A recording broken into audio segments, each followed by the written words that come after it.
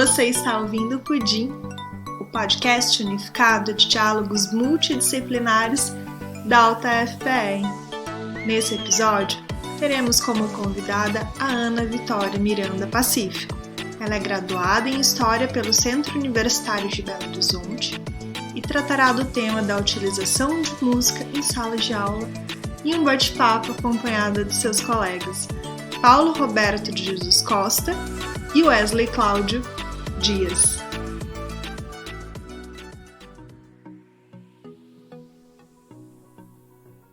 Oi, gente, meu nome é Ana Vitória e nós estamos aqui hoje para um podcast unificado de diálogos multidisciplinares.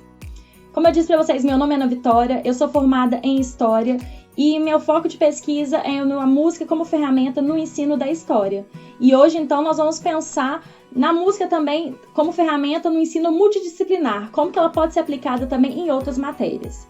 E para a gente poder trabalhar a respeito disso, eu tenho aqui dois convidados que vão se apresentar para vocês para a gente poder começar esse diálogo.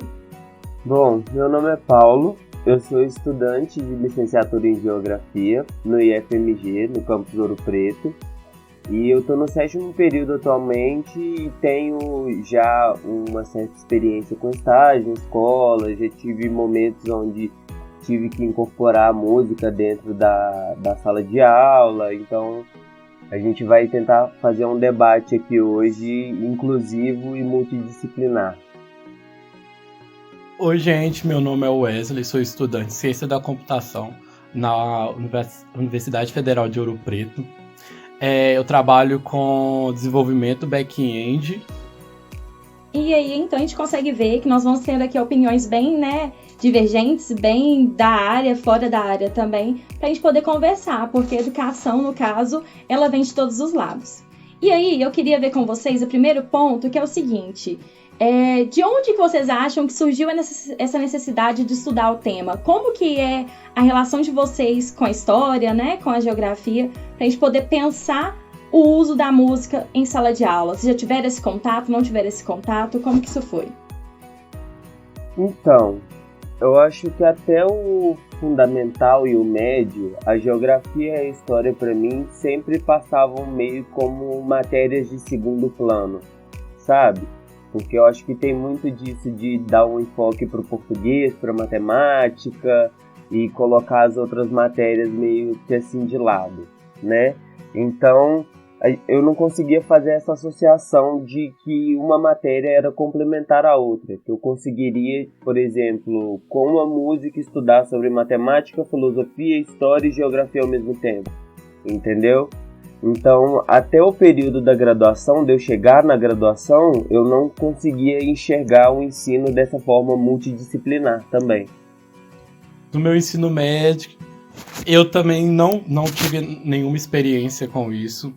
E como eu sou da área de exatas, então eu sempre tive mais facilidade com matemática, física, química, história, geografia, português eram muito difíceis para mim. Eu não conseguia associar isso no meu dia a dia, porque acho que o jeito que é passado na escola, pelo menos no meu tempo, era assim, que era só escreve quadro, e com isso eu tinha muita dificuldade. E assim, é complicado porque são matérias que a gente lida diretamente com questões da nossa vida, que dizem respeito do nosso cotidiano e que tem uma relação direta. E a gente vê que no cotidiano escolar, isso enquanto aluno, mas também enquanto professor, tem um distanciamento muito grande entre o aluno e o ensino da história, ou do ensino da geografia, ou diversas outras matérias, filosofia, sociologia. Existe um distanciamento disso. Quando a gente é aluno, eu adorava história, mas ainda assim eu achava que era um ensino extremamente maçante. Era aquela aula que era cansativa. Geografia nas outras matérias também. E quando eu comecei a entrar em sala de aula, eu também percebi esse distanciamento dos meus alunos. Porque eu tenho alunos que às vezes gostam da matéria, mas que aquilo também vai se tornar maçante. Então é a partir daí que a gente começa a pensar: por que o ensino da história, da geografia é tão cansativo, é tão maçante, às vezes não é atrativo para o aluno, e de outras matérias é mais dinâmico?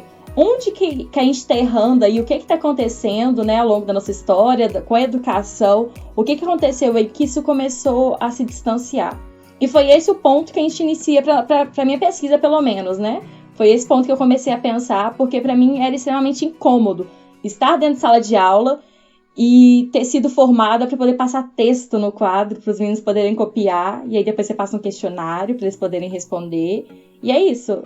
Aí fica basicamente isso. O ensino da história passou a ser isso, e na minha cabeça isso não entra muito. E eu acredito assim, quando vocês estudavam, né, quando tá em sala, como o caso do Paulo, ou quando tem contato com as outras matérias, no caso do Wesley, também são coisas que acontecem. Então, assim, pra mim é muito complicada essa visão de ensino. Sim, eu acho que o problema do ensino é exatamente isso. Tipo assim, é basicamente um decoreba. Você tem que decorar aquilo, decorar a data pra chegar no Enem e passar no Enem, ou chegar em algum outro concurso e passar. Não é, tipo, não ensina você a parar e pensar sobre aquilo. Você tem que decorar. Você decorou, acabou. Você passa de ano, você forma. A educação, se eu não tiver enganado, tem mais de 200 anos que ela é seguida da mesma forma. Uma sala de aula com o professor enfileirado nas cadeirinhas. E aí, quando a gente vai fazer um resgate histórico, a gente vai ver de como que essas ciências começaram a se desenvolver, os filósofos eram muito interdisciplinares. Eles pensavam sobre tudo. Eles pensavam no mesmo momento que eles estavam pensando sobre matemática, eles estavam pensando sobre história, sobre astronomia, sobre geografia. E em determinado tempo da história da humanidade veio esse termo, né, esse conceito positivista que foi colocando tudo em caixinhas, foi separando cada disciplina em seu lugar e falando, se isso fala disso, aquilo outro não pode falar disso, porque senão vai dar conflito. Só que aí fica complicado porque a matéria não se conversa, então você não consegue fazer o compilado e associar aquilo com a vida real. Então, para você na escola, tudo que você está aprendendo é decoreba, não vai valer de nada, você não vai precisar para nada. Eles não te ensinam a aplicação da realidade do que você está aprendendo. E existe um problema muito grande nisso, que é o seguinte: a gente trabalha na escola atualmente com uma dinâmica que ela não é de construção de conhecimento, né? Ela é uma dinâmica de transmissão de conhecimento. Então, o professor tá ali na frente, ele sabe de tudo e ele vai ali te passar para você poder administrar aquele conhecimento. Só que aí tem um problema muito grande, porque hoje em dia todo tipo de conhecimento, na verdade, todo tipo de informação, não é nem de conhecimento, todo tipo de informação a gente consegue acessar de diversas maneiras. A internet está aí para isso. Então, se eu quiser saber de uma coisa da área do Wesley, se eu souber pesquisar, eu vou achar. Se vocês quiserem saber de uma coisa da minha área, se vocês souberem pesquisar, vocês vão achar. Só que existe uma diferença muito grande entre informação e conhecimento. Então, você ter acesso àquela informação não quer dizer que você vai ter conhecimento sobre aquela área. E aí, pra mim, pelo menos, está o papel do professor, né? O professor, ele não tá mais ali para poder fazer essa transmissão de conhecimento como há muito tempo era, quando a gente só achava determinados fatores, né? Determinadas coisas em apostilas que eram muito difíceis de se encontrar, na Barça, né? Hoje em dia tá tudo em todo lugar. Então, o professor, ele tá aqui hoje com o papel de conseguir fazer essa diferenciação entre conhecimento e auxiliar o aluno a transformar essa informação em conhecimento. E é um processo crítico, não é um processo que é feito do dia para a noite. E eu acho que, às vezes, no cotidiano da sala de aula, a gente não percebe isso de uma maneira muito forte. E não consegue perceber como que a gente pode trabalhar isso de um jeito muito mais efetivo, quando você trabalha a multidisciplinariedade, quando você trabalha com outras ferramentas, né? Seja a música, seja os filmes, seja o seu próprio livro didático, mas que você vai pensar ele de uma outra forma. Então, é complicado quando a gente pensa dessa forma. Sim, eu acho que o grande problema dessa transmissão de conhecimento que você falou é que, tipo assim, o cara, você vai aprender, o professor aprende de um livro. Então, ele vai ler aquele livro. Se ele entendeu 70% do livro, ainda é muito difícil ele entender o 100%. Ele vai entender ali uns 70%, 80%. Na hora de transmitir, ainda tem que ele vai perder um tanto ao transmitir, porque ele tem que tirar da cabeça dele e falar o que ele quer falar. Aí já perde mais algumas porcentagens aí. E aí o aluno recebe aquilo e entende uns 50%, 60% do que o professor falou. Então, se você for olhar o que o professor sabe com o que o aluno conseguiu pegar daquilo, é uma diferença muito grande por causa dessa transmissão, que vai perdendo o conhecimento, ele vai sendo perdido durante essa transição, sim, sabe? E aí fica um desafio muito grande para os docentes, porque você manter o interesse de uma turma de 35 ou 40 alunos durante um ano inteiro letivo, assim, você tem que rebolar, né? Então, eu acho que é muito mal aproveitado, inclusive, os próprios locais da escola, entendeu? Porque fica tudo muito restrito, ou à biblioteca, ou dentro da sala de aula, entendeu? O professor não sai para dar uma aula no pátio porque os alunos vão fazer bagunça, mas ele já assume que o aluno vai fazer bagunça porque é uma escola de periferia, entendeu? Então aí já são várias problemáticas que surgem que tem que ser analisada com mais cuidado, assim, porque o professor ele tá ali para poder fazer a mediação do conhecimento. E como ele toma um papel de agente transformador na vida do aluno que ele está ensinando, né, ele tem que conseguir ali passar para esse aluno pelo menos uma ferramenta que ele possa pensar criticamente sobre o bairro que ele vive, sobre a situação política de onde que ele mora, sobre as condições sociais, de políticas sociais, segurança pública. E isso acaba ficando muito perdido durante o ensino, né, a escola. Pois é, então assim, é realmente complicado. E aí, quando a gente vai considerar essa facilidade de acesso à informação que a gente tem hoje, já que, né, o conhecimento, a informação, ele não está restrito a ninguém, considerar também a diferença entre informação e conhecimento, porque ela é muito clara, e também o papel do professor como mediador desse processo, né? O professor não é o indivíduo ativo, ele é o mediador desse processo. O aluno precisa ser o indivíduo ativo. E isso também é embasado pela BNCC, que é muito importante que a gente diga, né? Não é uma coisa que é tirada do nada. A BNCC, ela embasa esse tipo de processo. Ela diz que o professor ele tem que ser mediador, que o aluno é um indivíduo ativo, principalmente no ensino das áreas de humanas, né? História, geografia, filosofia, sociologia, nas outras áreas também, mas nas áreas de humanas, pela BNCC, a gente vê isso de uma forma muito clara. Então, a gente começa a pensar como que funciona o cotidiano escolar, como que a gente lida com essas questões dentro do cotidiano escolar. E aí a gente percebe que no cotidiano escolar a gente tem uma fratura muito grande desse processo de ensino-aprendizagem. Um distanciamento, na verdade, daquela cultura de experiência do aluno, do que o aluno consome, o que ele ouve, o que ele assiste, o que ele gosta de fazer, para a cultura escolar de modo geral. Porque a escola ela não costuma valorizar esses fatores. A escola, na verdade, ela distancia. Ela acha que a música que o aluno ouve, às vezes não é uma música que vale tanta pena, o filme que ele consome, a série que ele assiste, os lugares que ele frequenta. Então, assim, é complicado de se pensar dessa forma, porque isso vai gerar um distanciamento do aluno da escola e não o contrário. A escola vai ser mais um lugar maçante para ele poder ficar cansativo, que ele vai por obrigação, que ele não tem prazer, ele não vê a utilidade da escola ali, a não ser passar de ano e passar ou não no Enem, porque tem aluno que não tem interesse em fazer faculdade e ele está no direito dele.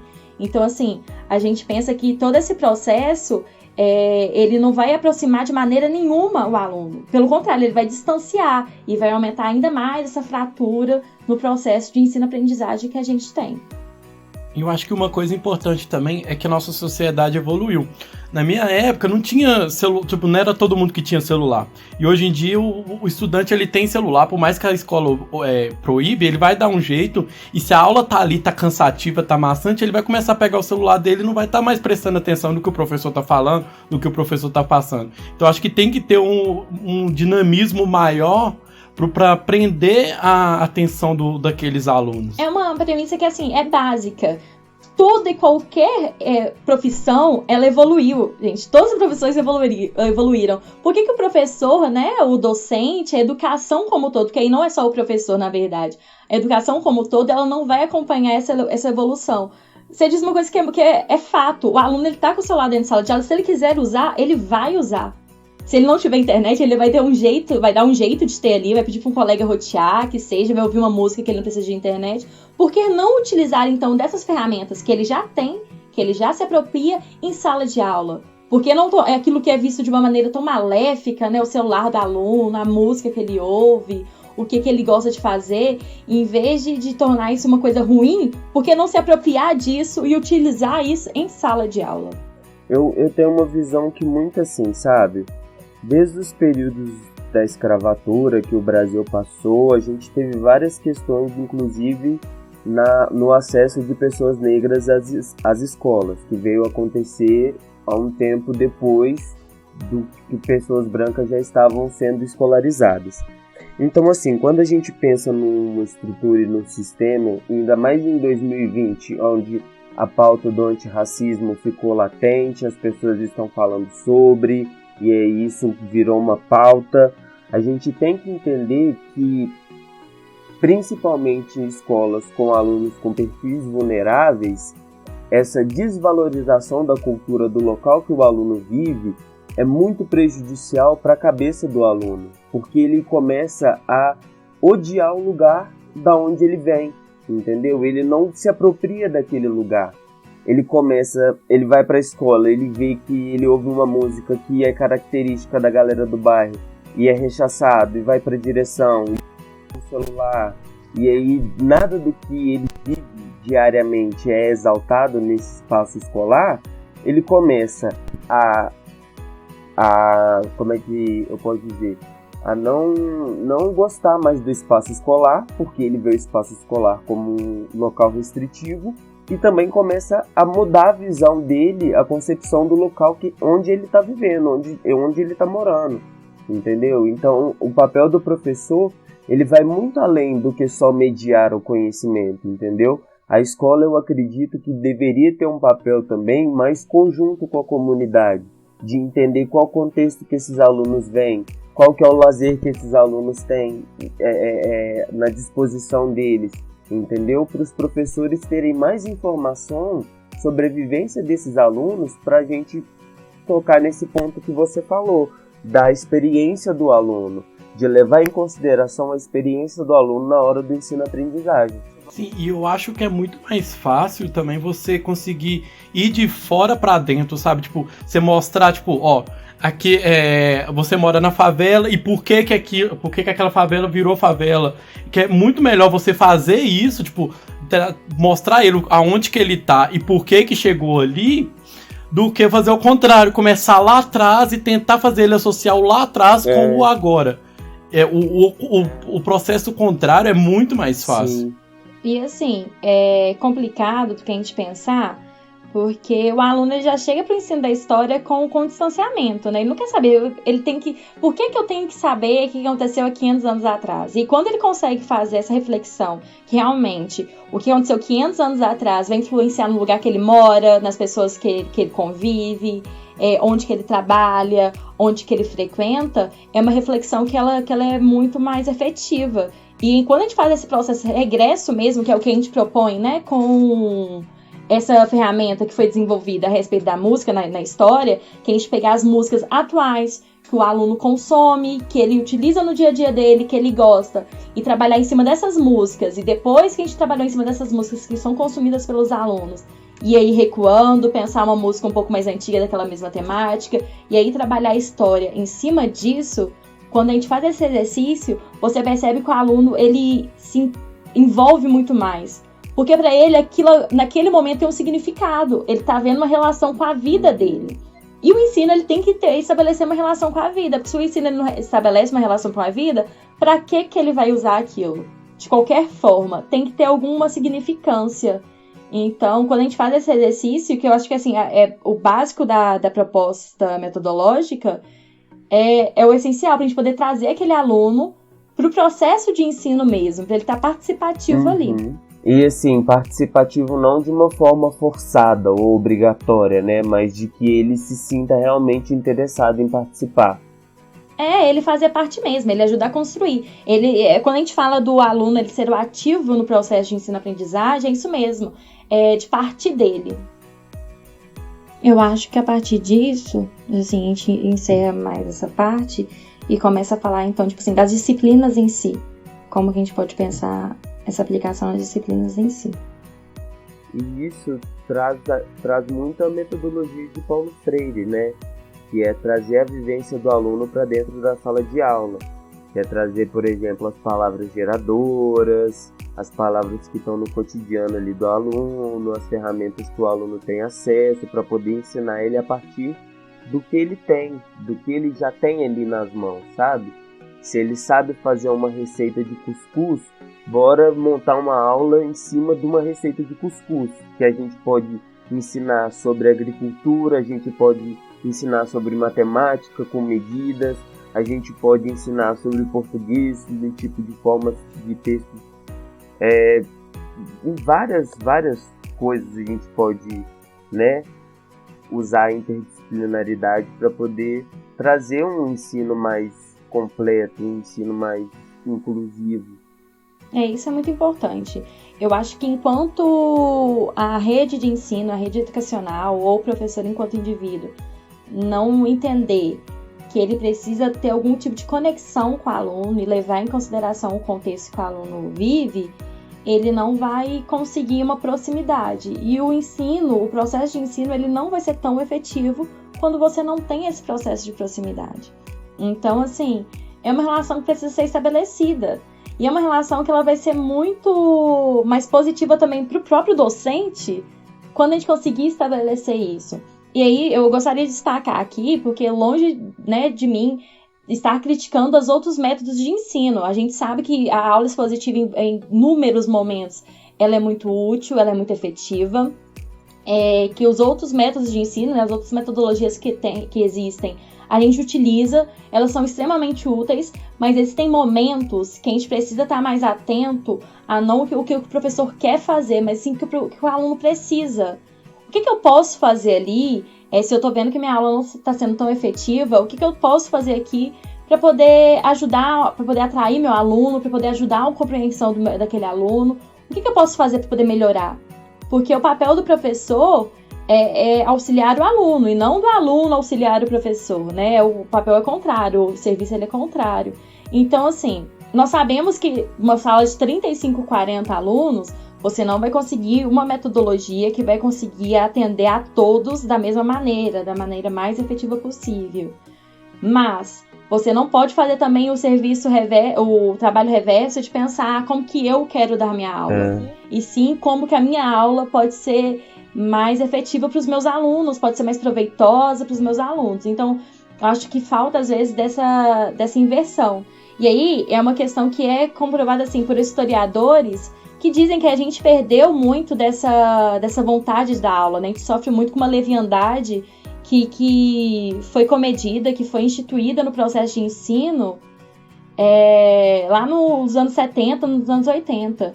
Então, é complicado, a gente tem que passar por isso e entender as renovações que o nosso contexto atual eles pedem, porque essa é uma renovação que a gente vai ter que lidar com elas, de um jeito ou de outro. A gente não vai conseguir sair desse contexto, né? É uma alteração. Então, a gente precisa lidar com isso. Sim, e eu lembro, na minha época de escola, que a gente ouvia muito professores falando: vocês vindo ou não, vocês aprendendo ou não, meu salário vai estar na minha conta, sabe? Então, tipo, é bem esse rolê positivista mesmo de problema se você tá aprendendo ou não. O meu salário tá garantido, eu sou um servidor público. Só que aí que é o papel invertido. O servidor público tá para servir a população, independente se é uma população periférica, se é uma população elitista, seja quem for de qualquer classe social. Então, você como um professor que, por exemplo, passou por uma universidade pública ou privada, principalmente pública, você tem um compromisso com a sociedade de voltar tudo que você aprendeu para a população, entendeu? Porque você tem que ali, você não fez, por exemplo, você que foi numa universidade pública, você não estava ali de graça. Entendeu? Toda a população teve que pagar para você estar dentro daquela universidade pública. E aí, quando chega na hora de você retornar o seu trabalho para a população, você segue essa mesma linha de reprodução que você não gostava quando você tinha aula, e você vai fazer a mesma coisa com seus alunos. Então, é pensar dessa forma, de tentar quebrar essas amarras desse ciclo que deixa a educação maçante, que deixa a educação algo tipo, eu só vou estudar até o 3º ano e vou arrumar um emprego, ou eu não vou nem formar e vou arrumar um trabalho logo, porque o dinheiro na minha mão é mais rápido, é mais visível do que o conhecimento a longo prazo. E isso distancia também o aluno, né? A gente tem que pensar que toda essa metodologia distancia. E a gente, assim, eu sei que estarem dentro de sala com 30, 40 alunos, pensar as dinâmicas daquela aula, é muito complexo. Estar dentro de sala de aula não é só passar matéria, não. É complexo pra caramba. É cansativo. A gente sabe que o professor ele é completamente desvalorizado no nosso país. Então, a gente entende que não é questão, é culpa do professor, não. É culpa do sistema que a gente está inserido mesmo. É 100% culpa do sistema que a gente está inserido. Mas a gente ali, nem seja no trabalho de formiguinha, a gente vai procurando métodos, formas de tentar otimizar esse processo e melhorar ele, nem que seja um pouquinho ali para um professor, para uma turma. Se eu conseguir melhorar ali um pouquinho do meu trabalho, do trabalho do meu colega, e conseguir auxiliar aquela turma numa formação mais abrangente, mais efetiva, isso tá ótimo. Já é ali uma coisa que vai valer muito a pena. Se conseguir abranger um número maior de pessoas, fantástico também. Mas é deixar claro que isso é uma questão que ela é toda sistemática, né? Sim. Não é do professor que faz certo ou do professor que faz errado, não. É uma questão que ela é toda sistemática, que envolve a formação de todos nós. E que, infelizmente, a gente vai demorar a mudar, mas vai mudar. Uma hora muda, mas que vai demorar ainda. É um sistema, assim, que desumaniza tanto o professor quanto o aluno. Porque foi um sistema que não foi criado para as pessoas se libertarem criticamente, para as pessoas saírem do senso comum. É algo muito tecnicista. Você vai trabalhar, você vai estudar e aí você vai fazer um curso técnico e você vai ou para uma área da mecânica ou você vai para a faculdade. Pronto, e acabou. E não tem espaço para arte, não tem espaço para criatividade, não tem espaço para você ser um ser pensante. Não tem espaço para você se envolver politicamente, porque a política está em tudo que a gente vive e é o que mais é negligenciado na sociedade, né? E são as pessoas que mais precisam entender sobre política, que são as mais negligenciadas quando o sistema, em relação a esse sistema. Então é meio desmotivador, porém, ver outras pessoas pensando dessa forma e tentando encontrar novas metodologias é um respiro, assim, porque a educação ela precisa muito se renovar e ela precisa se renovar de uma forma que realmente vai transformar a vida da população, porque não dá mais para a gente continuar vivendo com moldes de anos atrás esperando mudança.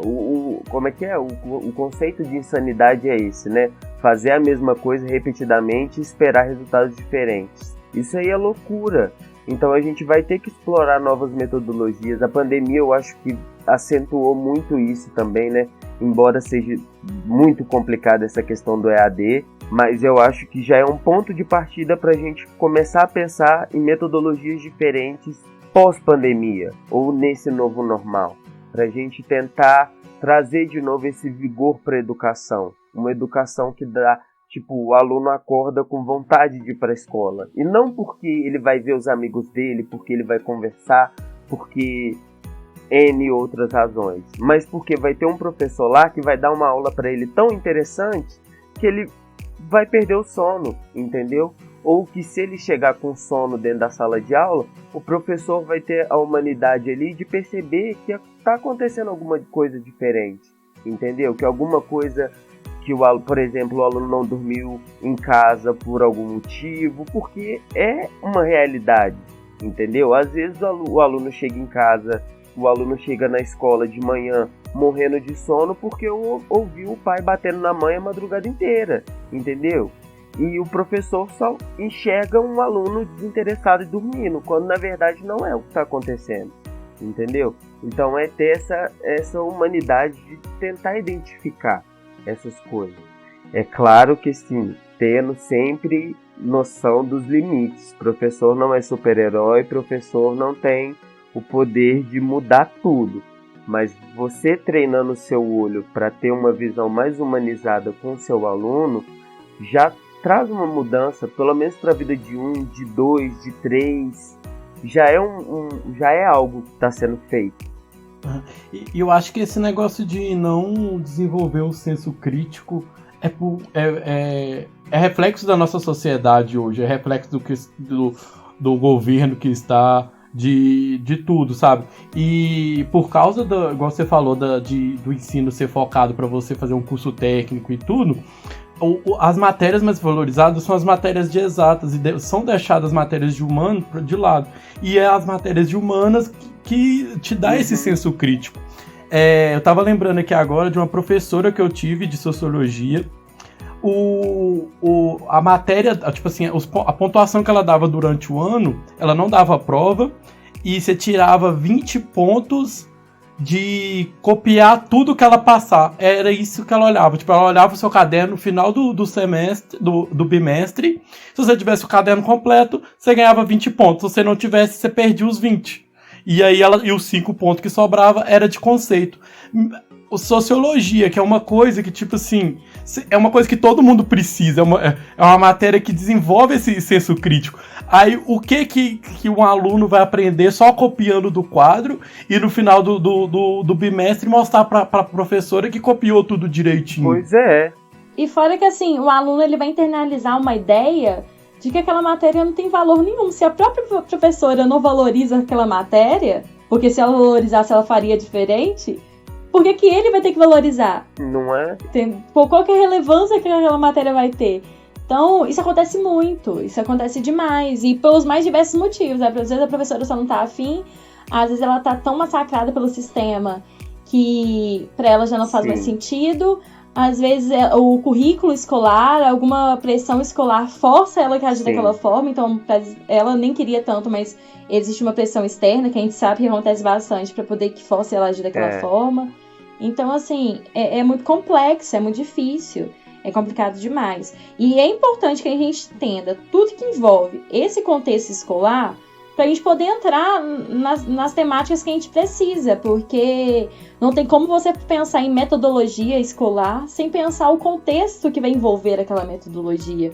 Ou não tem como você pensar a vivência do aluno sem pensar o contexto que aquele aluno está inserido. Então, assim, uma coisa não tem como desvincular da outra. Elas estão diretamente ligadas, não tem como. Sim. E aí, quando a gente já entendeu, então, um pouquinho mais desse contexto escolar, né, que envolve e que abriu espaço para poder pensar essa dinâmica, que quando a gente teve contato maior com ele, entendeu mais um pouquinho do que ele estava dizendo, o que ele trazia pra gente, se tornou emergente a necessidade de pensar, então, algo para poder ser aplicado para promover uma ligação maior ou então um engajamento maior dos alunos no ensino. Inicialmente, no ensino da história, que foi onde essa metodologia ela foi elaborada, a gente pensou essa ferramenta para a sua aplicação. Só que foi possível verificar que é uma ferramenta que ela não abrange só a história, já que a gente já vai trabalhar com uma ideia multidisciplinar, né, que é a proposta também do podcast, mas é a proposta que a BNCC ela traz, que a gente trabalha com a multidisciplinaridade, então a gente começa a pensar isso de maneira geral. Como que a música, então, ela pode ser usada, a mesma música, para a gente poder pensar a história, a geografia, filosofia, sociologia, a área de linguagens, talvez ali uma área de português, também as áreas das exatas, né, que é um pouco mais distante, mas que também dá para poder abranger. E é essa proposta que a gente vai trazer aqui hoje. E aí, dentro disso, eu queria que você falasse um pouquinho, Paulo, como que você lida a respeito da música com a geografia? O que você traz disso pra gente? Então, eu participei de um projeto, alguns anos atrás, do PIBID, lá em Ouro Preto, e aí eu fui dar aula A gente fez um projeto de cartografia social com os alunos do Antônio Pereira, que são alunos que estão num local de vulnerabilidade, e assim, daquele rolê de você entrar dentro da escola e ver um policial com um fuzil na mão andando no meio dos alunos, sabe? E é muito traumatizante você ver essa realidade nua e crua na sua frente, porque são crianças. Apesar de ser crianças de periferia, de lugares vulneráveis, são crianças, entendeu? E aí eu percebia muito que os professores de lá, muitos deles rechaçavam os alunos, entendeu? Não buscavam ter uma conexão, não buscavam ter uma ligação, um contato. E aí quando eu cheguei para fazer estágio, e aí quando geralmente a gente chega novo na escola, né, a gente é um ponto estranho, um ponto diferente ali que causa, né, perturbações. Então nas minhas aulas com a dupla que eu fazia com uma amiga minha, os alunos botavam música, a gente conversava sobre o bairro, e aí a gente conversava sobre os rolês que eles iam, qual tipo de música que eles ouviam, porque tudo aquilo ali fazia parte da cartografia social, porque é como eles viviam o espaço que eles estavam, entendeu? Então, a música que passa no carro do gás na hora do almoço é um referencial, porque ele sabe que é a hora que ele vai estar com fome, que ele vai almoçar. A música que tá no barzinho tal, que não sei o que, ele já sabe, por exemplo, tipo, qual música que tocou, quais são as pessoas que tá lá. É assim, tudo muito conectado, e antes eles não conseguiam ver essas conexões, sabe? E aí é porque sempre o professor vem naquela metodologia antiga de celular proibido na hora da aula, que não sei o que, pronto. E aí muitas das vezes a gente conseguia utilizar das próprias coisas que eles traziam como ferramenta de sala de aula mesmo. E o bom da música, que eu acho, é que em qualquer época da humanidade que você for olhar, tinha música, e toda vez tinha música falando da sociedade, falando do dia a dia. Então, tipo assim, é uma coisa que dá pra você pegar vários temas em várias épocas e mostrar, sabe? Eu acho que é muito mais fácil você mostrar com uma música do que com um texto, que é aquele texto mais difícil, tipo, você ensinar Guimarães Rosa pra um aluno, ele não vai querer. Tipo assim, é um texto difícil, é um texto que adulto às vezes não consegue ler. Então é muito mais fácil você pegar uma coisa a música, que já tem uma linguagem mais fácil e tudo, e mostrar pra ele como que é a realidade através da música do que do texto. Muito mais prático. Essa facilidade está muito atrelada a sentimento, né? Porque música traz muito isso do sentir, né? Então, quando você desconsidera uma música que um aluno seu está ouvindo, você está desconsiderando um sentimento.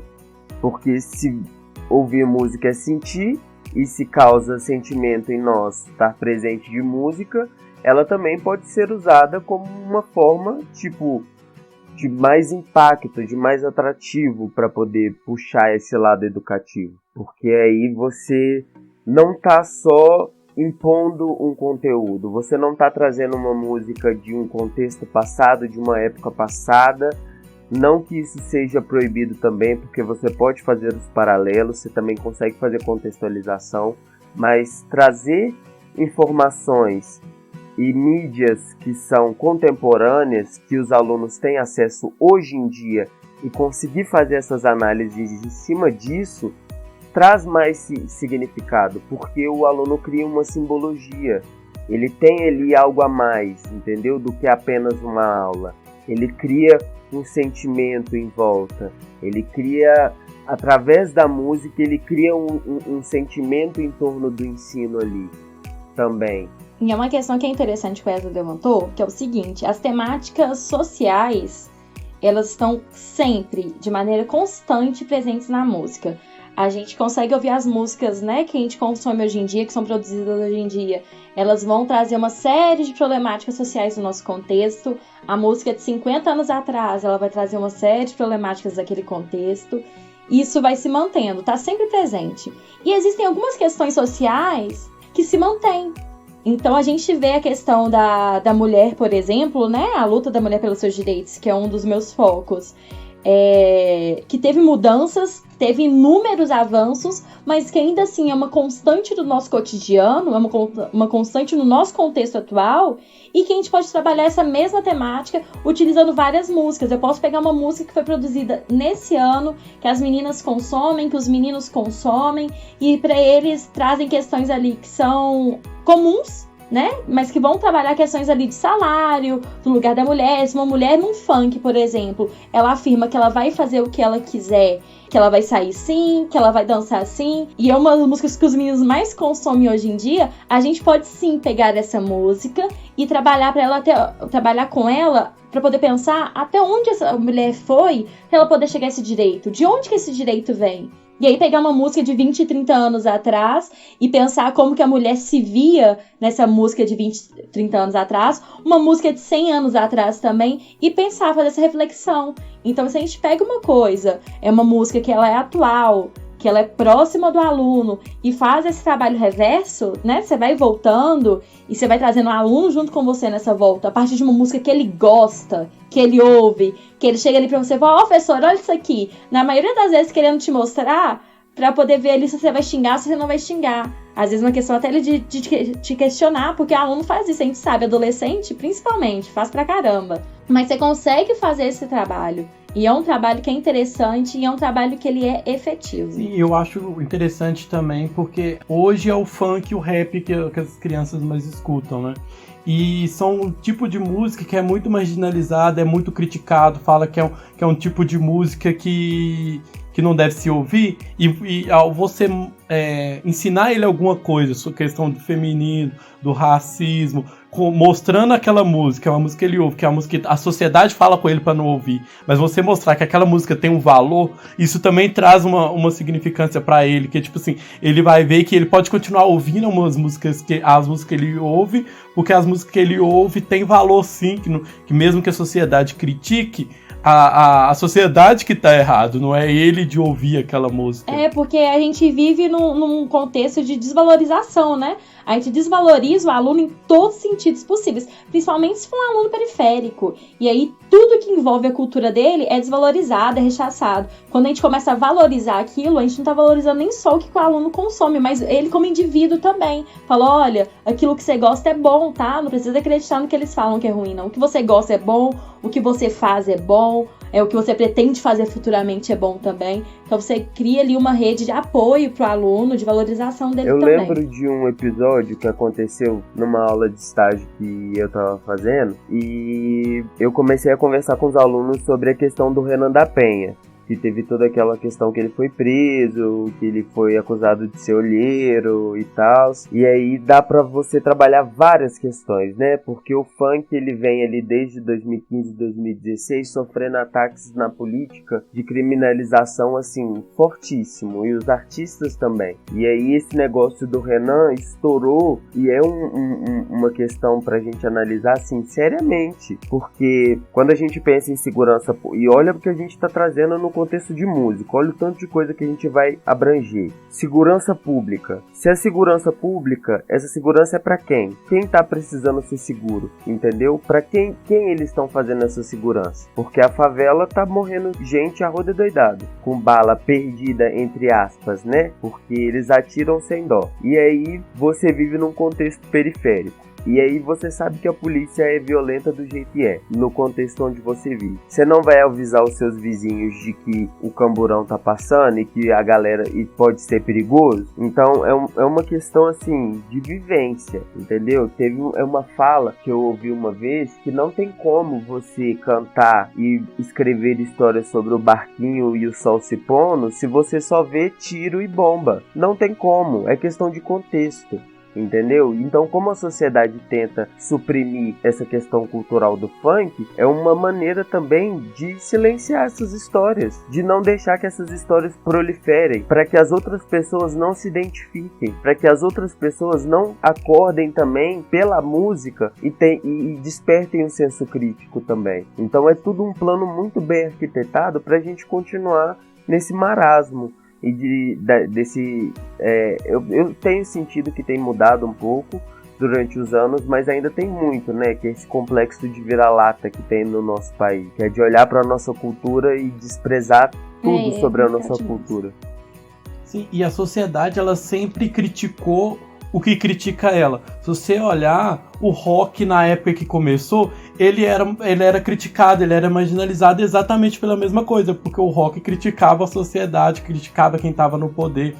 Aí depois veio a o MPB, era exatamente a mesma coisa. Então, agora é o funk. Depois da ditadura teve o samba também, o samba foi criminalizado por um tempo. Sim, e tipo assim, se você for olhar agora, os ritmos mais escutados no Brasil é sertanejo universitário, funk e o rap. O sertanejo universitário ninguém critica porque 90%, eu tô chutando pra baixo, das músicas do sertanejo universitário não vai criticar a sociedade. Você não vê uma música falando muito da sociedade, fala mais de amor. É óbvio que dá pra você pegar muitas coisas disso, mas da sociedade mesmo você vê pouco, sabe? Você vê mais coisa romântica. Sim. E aí, no sertanejo tem muito isso de trazer elementos geográficos pra música, pra poder te dar aquela sensação de, tipo, você está naquela situação em que o cara tá cantando. Por exemplo, quando ele fala do copo de cerveja na música, quando ele fala do bar, por exemplo, na música Boate Azul, você já te remete a vários lugares. Tem uma vertente na geografia que chama psicogeografia, que é essa ideia de você trazer na sua mente locais geográficos com você. E quais elementos geográficos vêm na sua cabeça? Por exemplo, para os mais velhos aí que estiverem ouvindo o podcast, quando eu falo MC Dodô, o que vem na cabeça? Entendeu? MC Marcinho, vários outros cantores assim daquela época de 2000 assim, que a gente cresceu com eles. O que vem? Vem algum lugar? Vem pessoas na sua cabeça? Qual que é o contexto geográfico que se monta aí? Então, assim, entendendo todos esses parâmetros, né, que a gente consegue estabelecer, esses conceitos que a gente consegue levantar, é possível que a gente compreenda que a música ela vai atuar de um jeito multidisciplinar. E ela vai estar em todos os campos, em todos os tempos, e ela é algo que é consumido pelo aluno. Ela vai estar na sua sala. Você gostando ou não como professor, ela vai estar presente na sua sala de aula. Então, por que não levar isso em consideração? E aí, a gente trouxe aqui também alguns temas para poder exemplificar para vocês, né, do porquê, quais músicas que a gente consegue usar, ou quais temas que a gente consegue trabalhar essas músicas. E geralmente são temas que são transversais. Então, por exemplo, se eu for trabalhar a respeito, novamente, dos movimentos feministas no Brasil, eu consigo trabalhar isso em diversas temporalidades diferentes. Se eu for trabalhar a respeito do movimento negro no Brasil, também tem diversas temporalidades diferentes que a gente pode trazer. Então, são exemplificações de tema que a gente consegue trabalhar basicamente utilizando a música. Num outro exercício também, que a gente pode pensar, se você quiser escolher um tema específico, né? Eu vou trabalhar Era Vargas. E aí, com Era Vargas, eu quero pensar os movimentos trabalhistas, eu quero pensar as expressões políticas da época. Eu posso pegar uma música hoje que fala sobre política, né, que vai ter ali uma crítica política ou alguma expressão do trabalhador, porque tem muitas, a gente consegue verificar isso principalmente no rap, mas existem inúmeras músicas, e pensar essa expressão política que ele fala hoje e conversar isso com Era Vargas, ou com a época da ditadura militar, ou da redemocratização. Então, é possível que você utilize isso de maneira prática em sala de aula, e não só de maneira teórica, de maneira filosófica, né?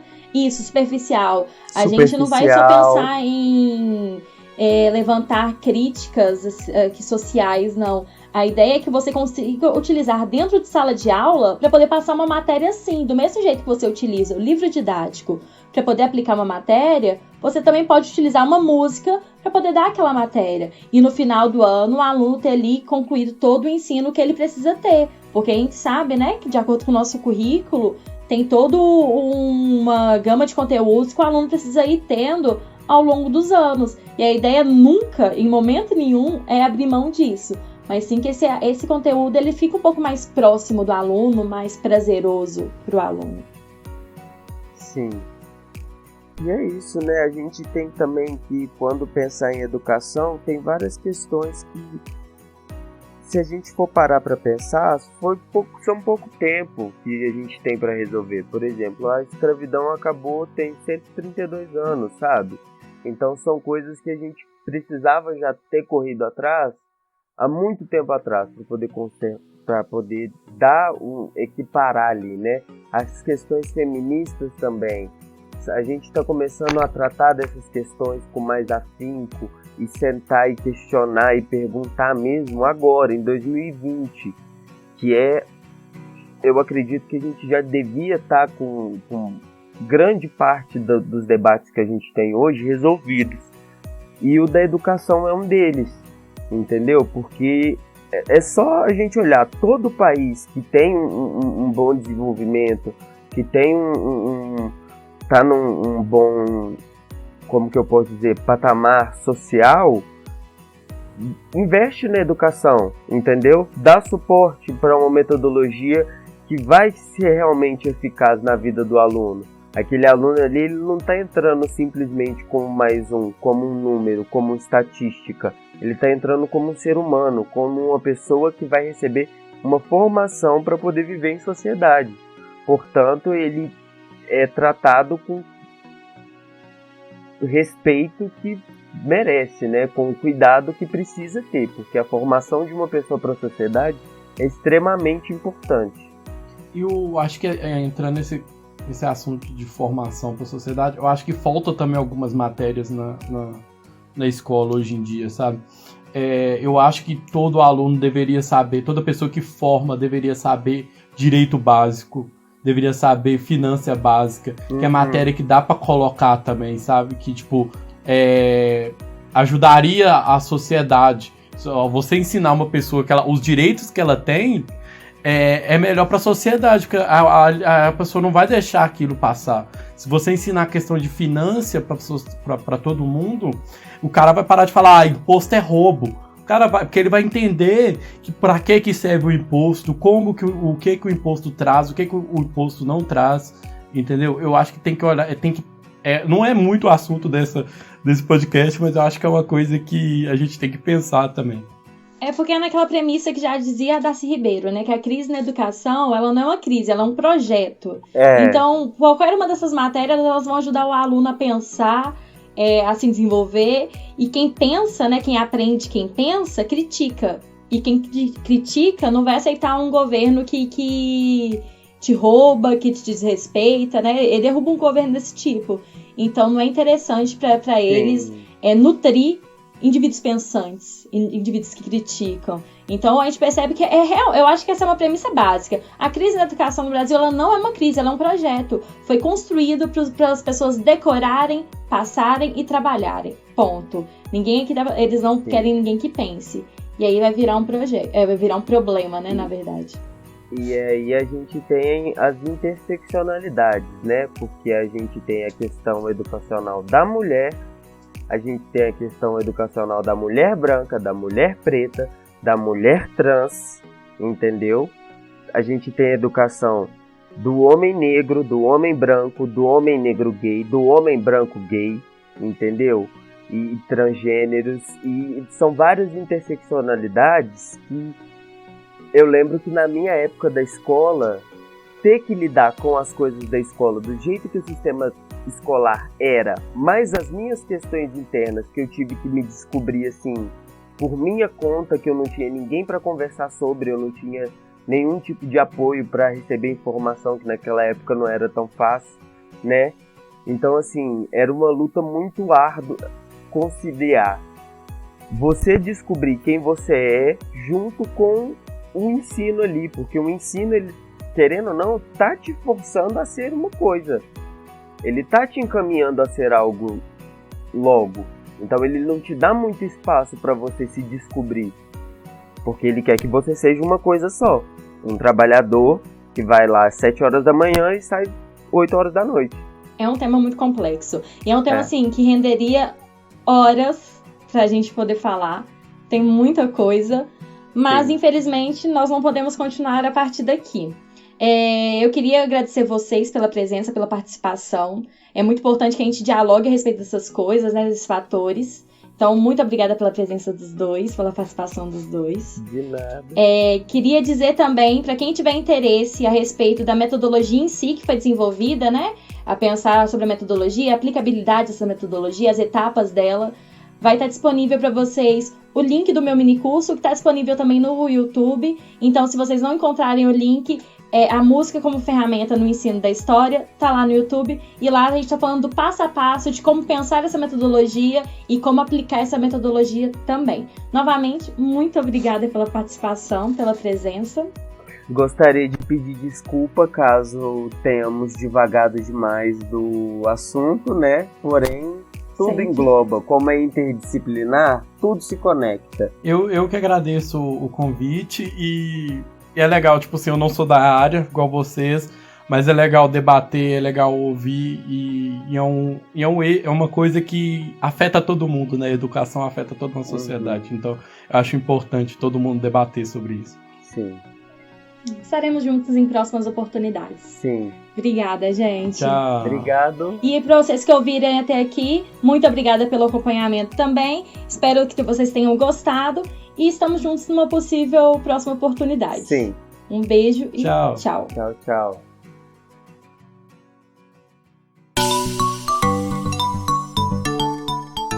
Esse foi um episódio do Pudim, o podcast unificado de diálogos multidisciplinares, um projeto de extensão da UTFPR, editado por Flávio e por Cássio. Músicas utilizadas: Happy, de Mike Leite, disponível em soundcloud.com/Mike Leite. Campfire, de Scandinavians, disponível em freestockmusic.com. Para saber mais informações sobre o projeto deste podcast, visite nosso site pudim.cp.utfpr.edu.br. Esse e outros episódios do projeto podem ser encontrados no seu aplicativo de podcast preferido. Até a próxima! Eu sou muito podcaster, meu Deus!